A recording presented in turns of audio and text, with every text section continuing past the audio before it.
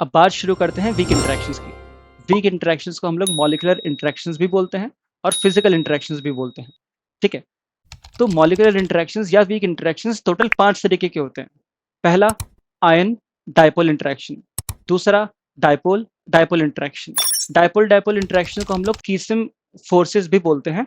ये बेसिकली एक साइंटिस्ट थे, विलियम हेनरिक कीसिम, उनके नाम से फेमस है। और बच्चों, डाइपोल डाइपोल इंटरेक्शन को ना फर्दर हम लोग 2 पार्ट में क्लासिफाई करेंगे, एक स्ट्रॉन्ग डाइपोल डाइपोल इंटरेक्शंस और एक वीक डाइपोल डाइपोल इंटरेक्शंस। और स्ट्रॉन्ग डाइपोल डाइपोल इंटरेक्शंस का तुम लोग नाम सुन चुके हो, और ये होते हैं हाइड्रोजन बॉन्ड्स। तो hydrogen bonding is a type of dipole dipole interaction. ठीक है, अब तीसरा जो मॉलिक्यूलर इंटरेक्शन है वो है आयन इंड्यूस्ड डाइपोल इंटरेक्शन। चौथा है डाइपोल इंड्यूस्ड डाइपोल इंटरेक्शन, जिसको हम लोग डिबाई फोर्सेस भी बोलते हैं। ये फेमस है, पीटर डिबाई एक साइंटिस्ट है, उनके नाम से फेमस है, राइट।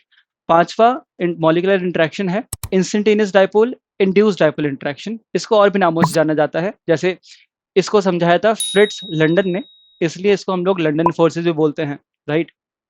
इसको हम लोग वीक डिस्पर्जन फोर्सेस भी बोलते हैं, और इसको हम लोग वंडरवॉल इंटरेक्शंस भी बोलते हैं। ठीक है बच्चों, ये सारे जितने भी हम लोगों ने वीक इंटरेक्शंस लिखे हैं, ये इनकी स्ट्रेंथ का डिक्रीजिंग ऑर्डर भी है। मतलब आयन डाइपोल इंटरेक्शन इन सब में स्ट्रॉन्गेस्ट है, और जो instantaneous dipole induced dipole interaction है वो वीकेस्ट है।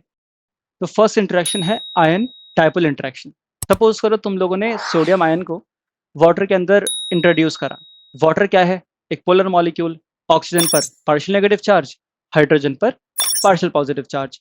तो सोडियम आयन को वाटर मॉलिक्यूल्स चारों तरफ से सराउंड कर लेंगे, राइट। और हाइड्रोजन की तरफ से या ऑक्सीजन की तरफ से?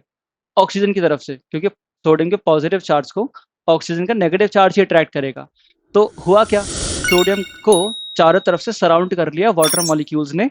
तो वाटर क्या है? डाइपोल। Na क्या है? आयन। तो ये जो इंटरेक्शन है, ये क्या कहलाएगा? ये कहलाएगा आयन डाइपोल इंटरेक्शन। ठीक है, तो ये जो डाइपोल इंटरेक्शन या ये जो फोर्स है ना, ये फोर्स इन दोनों के बीच के डिस्टेंस के स्क्वायर के इनवर्सली प्रोपोर्शनल होता है।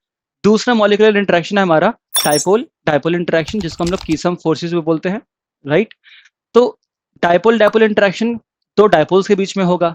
अब डाइपोल डाइपोल इंटरेक्शन वीक होगा या स्ट्रांग होगा, ये इस चीज पर डिपेंड करता है कि जो मॉलिक्यूल हैं, उन मॉलिक्यूल में जो एटम्स है उनकी इलेक्ट्रॉन नेगेटिविटी का डिफरेंस ज्यादा है या कम है।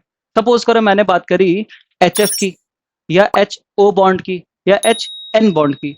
तो यहाँ पर फ्लोरीन, ऑक्सीजन और नाइट्रोजन तीनों मोस्ट इलेक्ट्रोनेगेटिव एलिमेंट्स हैं, और हाइड्रोजन की इलेक्ट्रोनेगेटिविटी बहुत कम है।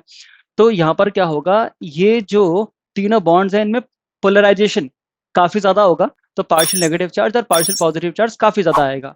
अगर हाइड्रोजन का बॉन्ड इन तीनों के अलावा मैं किसी भी एटम से बनाऊं, तो वहां पर पोलराइजेशन इतना ज्यादा नहीं होगा जितना ज्यादा इन तीनों में है।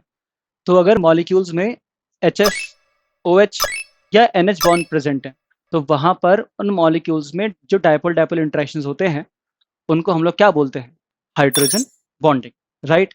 हाइड्रोजन बॉन्डिंग का एक सेपरेट लेक्चर अलग से तुम लोग को मिलेगा, जिसमें हम लोग हाइड्रोजन बॉन्डिंग को डीपली एनालाइज करेंगे।